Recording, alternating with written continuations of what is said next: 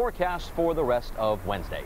Yeah, another gusty day with off and on rain expected as we continue to watch some of our live cameras along the coastline. We have seen some splash over flooding, not just from our Narragansett Beach camera, but even at Easton's Beach in Newport. We're at high tide now, and so as the tide recedes, the risk of any splash over going down. As we look at our weather alert today, wind advisory in effect. Now, notice the timestamp here, not just for today, in fact, starting at 10 a.m., but going until 6 o'clock tomorrow evening.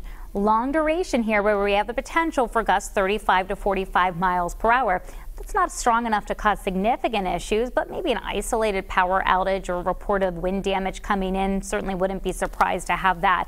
Tropical storm warning for Block Island, Martha's Vineyard, Nantucket, and Cape Cod. And we're going to continue to see the strong winds there as well, especially extending over Nantucket and the Cape from Jose. Is this storm going to be stalling out to the south and east? Here are those bands of rain, getting a little bit of steadier rain arriving over Cape Cod. Now Nantucket's been seeing some heavy rain and some gusty winds throughout the day today so far, and the peak wind gusts locally have stayed just below 40 miles per hour. We're going to see some gusts though as high as 40 to 45 over the next 2 days. So here's a look at Jose this morning, moving towards the north and east.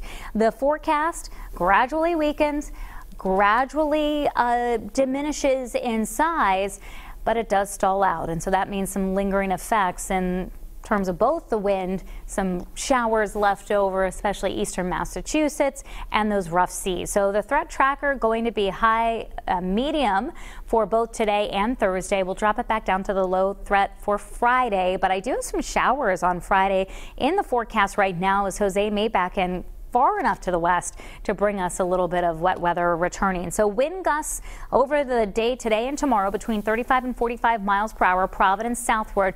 Lesser winds the further north and west that you go. So our higher elevations north and west of Providence, the least likely to see any isolated power outages, and it's still low risk for most of the area, with Nantucket probably going to be most prone to any power outages from this system. High surf advisory as we bring back some partial sunshine by the end of the day tomorrow. Want to still use that extreme caution and stay out of our local waters. So our futurecast for today. Fortunately, we're stuck with the clouds, with the gusty winds, with the occasional rainfall. May briefly come down heavy at times today, but for the most part, the heaviest of the rain going to be 2 hour east. In the futurecast for tomorrow morning, notice how those showers linger Plymouth to Cape Cod with some partial peaks of sunshine trying to return over Rhode Island. So this afternoon, our temperature is going to be, again, upper 60s to lower 70s. Gusts along the coastline to 40 miles per hour, closer to 30, 35 mile per hour wind gusts northern Rhode Island, and we could see those gusts to 40 miles per hour New Bedford and Fall River. And then overnight tonight, gusting to 45 miles per hour with the temperatures down to about 64 degrees.